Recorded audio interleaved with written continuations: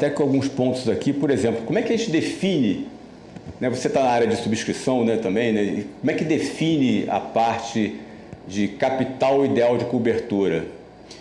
Bom, André, parte do princípio da exposição do faturamento. A gente fala de seguro, a gente está falando de proteção do caixa. O seguro é uma proteção financeira. Então, pequenos e médios cartórios parte do princípio. Faturo, sei lá, 200, 300 mil por ano. Parte desse princípio, vamos proteger pelo menos o faturamento. Coberturas abaixo de 300 mil nem aconselho. Como já falou, honorários advocatícios é muito caro. Dependendo da região do país, ainda mais. Aqui em São Paulo, então, São Paulo e Rio, os honorários são altíssimos. Imagina só. Todo o processo ele é moroso, ele demora muito tempo. Então, tudo isso envolve custos. Mais tempo processo, mais caro vai ficar essa defesa. E aí, onde mora o perigo de, se você contrata um limite muito baixo, a chance de você esgotar a pólice e deixar de ter a proteção da pólice como um amparo financeiro é muito grande. Bacana. Então, e a diferença, André, você que está na frente das negociações e apresentando cotações diariamente para os seus clientes, você vê que de 300 mil para 500 mil a diferença de prêmio é muito baixa. De 500 mil para 1 milhão é menor ainda, porque parte do princípio que quanto maior o limite, melhor vai ser a taxa. O custo fica mais barato. E às vezes a pessoa diz, não, eu quero contratar só 200 mil porque aqui eu vou pagar mais barato. Se você for fazer o comparativo prêmio versus limite, você vai ver que quanto menor o limite, maior a taxa, porque é maior a probabilidade de essa pólice esgotar num sinistro só, num evento. Sim. Isso é uma coisa que a precificação entra também, né? O prêmio anual, que é o custo, né, do seguro, ele passa por essa análise também. Com certeza. Né? O cartório vai contratar a pólice com a gente, vai definir o valor da garantia, o valor da cobertura, e a gente pode até falar um pouquinho mais sobre isso. Mas do nosso lado, para precificar, a gente vai levar isso em consideração, né? Então, a localidade do cartório, a atividade, né? A atribuição, se é um cartório de notas, se é um cartório de pessoas, se é um cartório de imóveis, isso a gente leva em consideração também, porque cada um tem o seu a sua exposição diferente, né? O valor do faturamento é uma forma da gente mensurar o tamanho daquele cartório, mas para o nosso cliente é importante ele avaliar todo esse contexto e ver se, talvez o meu faturamento não é tão alto, porque eu faço poucos negócios, mas eu faço negócios grandes. Perfeito. Então, talvez uma pólice de 300 mil reais, se eu errar em alguma escritura aqui, não vai cobrir nem ao começo da conversa. Exatamente. Em compensação, a gente pode ter um cartório de pessoas que assim, meu risco monetário não é tão grande, mas eu tenho muito volume. Então, quanto mais atos eu pratico, maior a chance de eu errar, porque eu tenho muitos atos, ou maior a chance de um cliente chato aparecer. E aí ele também pode ter processos decorrentes disso. Então, é super importante ele avaliar qual que é o valor da pólice que ele precisa e contar aí com o apoio de um corretor. O corretor é fundamental, né? Quem presta serviço de consultoria, de apoio, da contratação dessa pólice é o nosso parceiro corretor, e é super importante eles escolherem um corretor que domine o produto. Muitas vezes, lá dentro da TOC, a gente tem mais de 40 mil corretores. E aí a gente vai ter corretor especialista em tudo. Tem corretor especialista no vida, tem corretor no auto, tem corretor no transporte. Às vezes o seu corretor do auto, ele é espetacular no auto, mas ele não vai dominar o I&O, e são riscos diferentes. Acaba vendendo o prêmio, acaba vendendo o custo da pólice, não vende o seguro de fato, a proteção, né? Exato, e isso só vai contar com um corretor especialista. Sou muito questionado, poxa, mas ficou caro. O que é caro dentro desse risco? Exato. Né? Vamos pensar, vamos refletir. O que é caro dentro desse risco? Um risco de responsabilidade civil que pode virar uma ação com uma demanda gigante. O que é caro? Eu tenho vivenciado nas nossas apólices, nós temos fechado em parceria, coberturas assim, não vou falar de preços aqui, de valores, né? Mas coberturas com valores altos, de milhões, e que quando você divide aquilo pelos dias úteis do ano, dá um valor de duas casas decimais, duas casas, né, de 2 dígitos. É isso mesmo. Né? Melhor falando de 2 dígitos.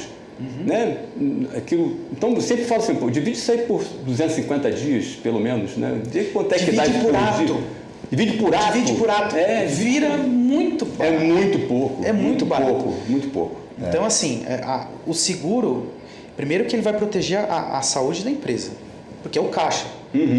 Numa ação judicial, ele vai ter que arcar com esses custos. Isso impacta diretamente o caixa. E se ele não tem esse dinheiro para pagar? que ele faz? Exatamente. E você falou também um detalhe importante, a gente tem que proteger a herança que ele vai deixar, né? Exato. Acontece alguma coisa, por isso que é importante também, nós vamos falar em outro podcast sobre a proteção pessoal, familiar dos tabeliães, né? Através da ferramenta incrível que é o seguro de vida, né? Acidentes pessoais, com coberturas em vida, enfim, a gente vai falar disso em outro momento. Mas essa extensão para coberturas de cônjuges herdeiros, isso é importantíssimo, importantíssimo. Porque é o tabelião, não é o cartório, não é um CNPJ, é o CPF. Não é a pessoa física. Entendeu? Isso dá o que pensar, né? E dá o que falar depois. Com certeza. E traz mais previsibilidade, né? Então imagina, pô, ele está planejando fazer uma reforma no cartório, está separando uma grana lá para fazer esse investimento, de repente, pum, aparece uma reclamação, tem que gastar 50, 70, 100 mil reais com advogado. Sim. Aquele planejamento foi para as cucuras, ele vai ter que remodelar tudo, né? A gente tem um caso lá dentro de um cliente que ele contratou a pólice, ele tinha a pólice, não, esse cliente não tinha a pólice, ele sofreu um processo e o reclamante registrou na matrícula dos imóveis que ele tinha na pessoa física que estava rolando aquele processo. Olha só. Na expectativa de, se eu ganhar, eu vou executar, vou penhorar aqueles imóveis e tudo mais. Calhou do cara falecer, entrou em processo de inventário, os imóveis todos travados, perdeu o processo, perdeu o imóvel. Olha só. Então chegou lá na frente, o cara acabou falecendo, a família não recebeu o imóvel que ele ia ter de direito. Se tivesse uma apólice, a apólice ia cobrir exatamente isso. Os bens dele iam ficar desbloqueados, protegidos, à vontade para a família. Então é uma proteção, no caso do cartório, né? Não só para a empresa, óbvio, mas como ele contrata na pessoa física, é uma proteção para ele, é do patrimônio dele. E não só a família, né? Exato. Família. Impacta. Perfeito. É super importante mesmo. Excelente. Sinistro. Então, beleza, vai precisar contratar um advogado, não sabe quem contratar? Pede ajuda para a seguradora. A gente tem vários parceiros, as seguradoras têm parceiros, que podem indicar. Mas ele pode ter um advogado de livre escolha, não tem problema nenhum. Ele contrata esse advogado, vê quanto que você vai me cobrar para fazer a minha defesa.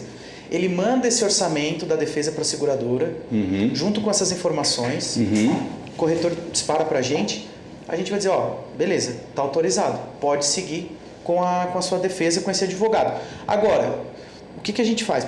Mas o meu advogado é livre escolha, mas eu vou contratar o melhor escritório de advocacia. Foge muito à média praticada, então o honorário sai muito...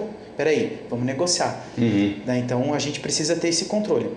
Então, a gente pode livre escolha, mas a gente sempre vai avaliar se aquele preço e tem um percentual também da garantia total, né, do seguro, um percentual dedicado a custos de defesa e a custos honorários advocatícios, não é 100% do... O que acontece? A pólice ela tem um limite máximo de garantia, que é o LMG, né? LMG. E é um limite único que vai sendo esgotado de acordo com o que vai sendo utilizado. Perfeito. Cada cobertura tem seu limite. Então, por exemplo, as coberturas básicas, custos de defesa, indenizações e acordos, elas vão até 100% do limite. Então, se você contratou uma pólice de 1 milhão e os custos de defesa e honorários advocatícios atingiram 1 milhão, perfeito. Esgotou a pólice.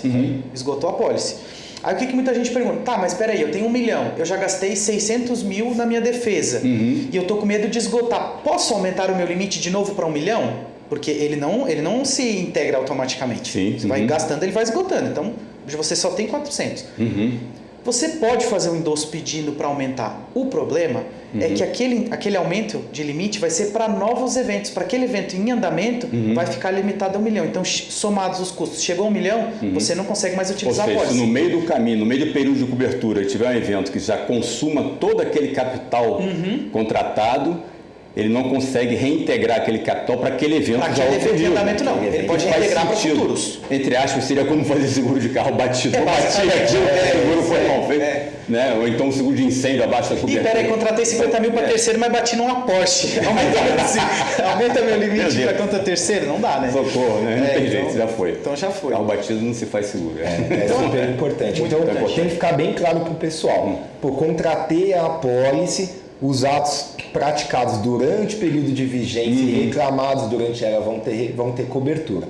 Recebi uma reclamação, uma notificação. Pode ser um e-mail, pode ser um WhatsApp, pode ser uma ligação. O cara pode ir lá pessoalmente fazer essa reclamação. Tomou conhecimento desse descontentamento do cliente, já notifica a seguradora.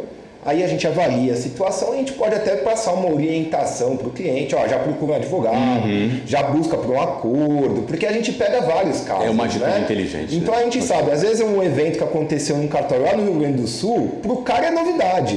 Para a gente é comum, porque a gente tem cartórios do Brasil inteiro, né? Então a gente já consegue orientar o cartório a agir, qual que é o melhor procedimento, né? E caso isso se transforme efetivamente numa reclamação, num processo, aí ele informa pra gente também, ó, seguradora, recebi uma intimação aqui, eu tô sendo processado por aquele cliente. E a seguradora que já tinha ciência vai continuar acompanhando e dando esse suporte todo, né? A apólice, isso é super importante ficar claro para eles também. Então ele vai escolher o advogado, ele pode escolher o advogado, ou ele pode pedir a sugestão da seguradora para a gente indicar um especialista naquela atividade, que é importante também, né? Às vezes o cara fala assim, pô, eu tenho aqui meu advogado que fez minha separação. Será que esse cara é o ideal para conduzir o seu processo dentro do cartório? Nem sempre, né? Então é bom também ter um advogado especialista naquela atividade para que a defesa seja melhor construída. E né? em housing, dentro da TOC, vocês têm também especialistas no corpo jurídico que vão monitorar aqueles processos, aquelas reclamações e até trocar com os advogados dos clientes segurados. Né? Agora, uma pergunta que sempre não quer calar, né? Ele avisando a seguradora de uma notificação, uma reclamação, eles têm um risco de pagar mais caro no ano seguinte? Como é que funciona essa atividade? Eu entendo que sim. Sim e não. Ó, boa, me explica. Primeiro, quando chega só a notificação que não tem valor envolvido, é só uma notificação. A gente não tem valor. Então, pode ser feita uma reserva ou não. Agora, quando tem valor envolvido, já tem que fazer uma reserva ali. A seguradora separa uma parte do prêmio já pago para arcar com aquela indenização daquele possível sinistro. Então, ele pode impactar na precificação da pólice, mas não é um impacto gigantesco, assim, que nossa, vai dobrar o valor. Não. A taxa é bem modesta. A gente vai avaliar, né? A gente tem estatística. Um cartório grande, com muitos atos, e teve uma reclamação. Estatisticamente falando, então, a probabilidade de acontecer. Agora não, pega um cartão, não. Ao longo do ano a gente teve 10 reclamações. Entende? Olha, talvez seja alguma coisa no processo desse cartão. Aí depende também do tamanho da ação, do valor envolvido nessa estratégia de reclamações. Então, a gente sempre vai ponderar isso, quantidade, valor dessas reclamações, aí a gente vai avaliar na renovação. Assim, é isso que eu chamo sempre a atenção dos parceiros clientes, né? Que as seguradoras também são parceiras. Então é muito importante ter essa troca de informação, porque o benefício é para todos. Porque mesmo que ele tenha uma precificação da Tóquio numa renovação um pouco acima do que ele esperava, uma nova seguradora entrando dali para frente, com certeza vai ser mais ainda, porque ele não conhece o histórico. Exatamente. Igual a Tóquio conhece, que já era a seguradora atual. E aí uma coisa importante, André, por exemplo, ele teve sinistro na seguradora X. Foi renovar, a seguradora X agravou o prêmio, né? Aplicou um acréscimo lá justamente para aquele sinistro em andamento. Ele cota na Tóquio, não informa que tem sinistro. Agravou o prêmio e aumentou o custo. Aumentou o custo, né? Aplica um aumento no custo. E aí, na renovação, chega na Tóquio, não fala que tem sinistro. Não vou ficar quieto, não vou falar nada para ela. Porque vai sair mais barato. Eu não sei do histórico dele, ele está me dizendo que não tem nada.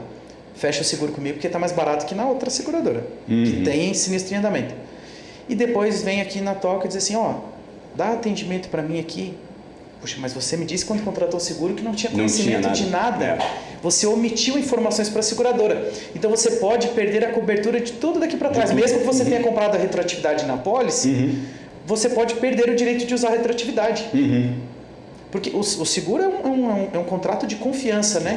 De confiança entre o segurado e a seguradora. Então eu confio em você, segurado, que você está me informando tudo, e você confia em mim, seguradora, que eu vou arcar com seu prejuízo se você tiver alguma perda. Perfeito. Então, houve essa quebra de confiança. Dependendo da proporção do negócio, pode impactar até mesmo na vigência da pólice. Ela pode ser cancelada de imediato. Porque alteração de risco, você altera o risco, você omitiu informações na contratação do seguro. Sim, faz todo sentido. Esse é um papel do corretor, né? Nós na OLX temos essa preocupação de orientar, né? Hashtag seguro consciente, falando de novo que é um tema que a gente usa para tudo, né? O seguro consciente passa por aí também, do segurado ter a consciência de não emitir nada pensando, se vai onerar o meu custo do seguro e tal. Não é por aí, né? Então, não é por aí. Não precisa.